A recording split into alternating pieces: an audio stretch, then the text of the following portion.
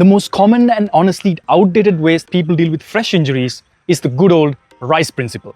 And that tells us to rest, ice, compress, and elevate.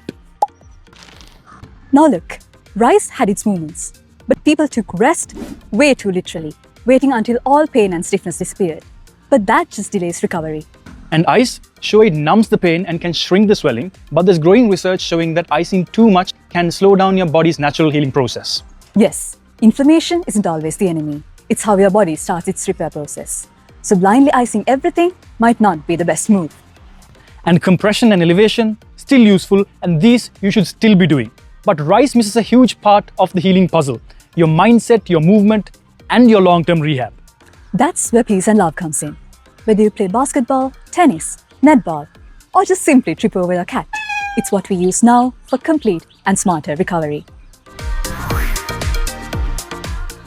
So let's start with peace. This is what you do immediately after an injury in the first 1 to 3 days, when things are fresh, sore, and swollen. First of all, protect the injury by avoiding activities that worsen it. This doesn't mean bed rest. It means modifying movement to prevent further damage. For example, you can use braces, crutches, or simply avoid putting weight on the area for a day or two. Secondly, elevate the injured area above the level of your heart. This reduces the swelling by helping drainage of the blood.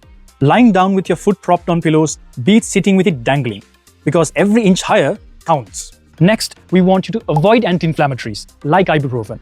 They may reduce pain, but they also may reduce the natural tissue healing process. In the first 48 hours, inflammation is part of the body's cleanup and repair crew. Let it do its job.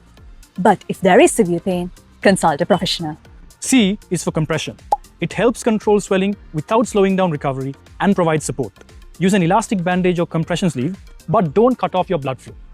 So wrap it snug, but not too tight.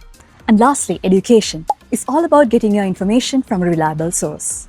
Sometimes it's worth seeing a medical professional just to get the right guidance, so you can feel clear, confident, and back on track to doing what you love the most. Once the swelling goes down and the pain eases a bit, it's time to show yourself some love. This is the active recovery phase. Once the pain calms down, start loading the tissue gradually with exercises that you do. Movement encourages collagen remodeling and strength restoration. For example, if it's an ankle injury, you might begin with gentle weight bearing and then progress to something like heel raises. Let pain be your guide, but don't let it stop you. Always be optimistic about your own recovery, because healing isn't just physical, it's also psychological.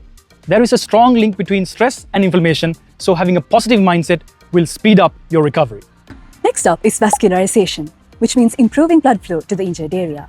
Light cardio like walking, cycling, or swimming boosts circulation and tissue oxygenation. Rehab isn't complete without targeted exercise, so strengthen the area, improve coordination, and restore mobility. Rehab should look like your sport. If you're a netballer, work on your pivots. If you're a tennis player, do shadow swings. Specificity matters. And there you have it. You've restored peace and love to your body. And now you're ready to get back to the activities and exercises that you love. If you've unfortunately picked up an injury on the way, give your body the best chance to heal faster, smarter, and better using this framework. And thanks for tuning in. Subscribe and check out our other videos on sports-specific recovery tips. Peace. And love.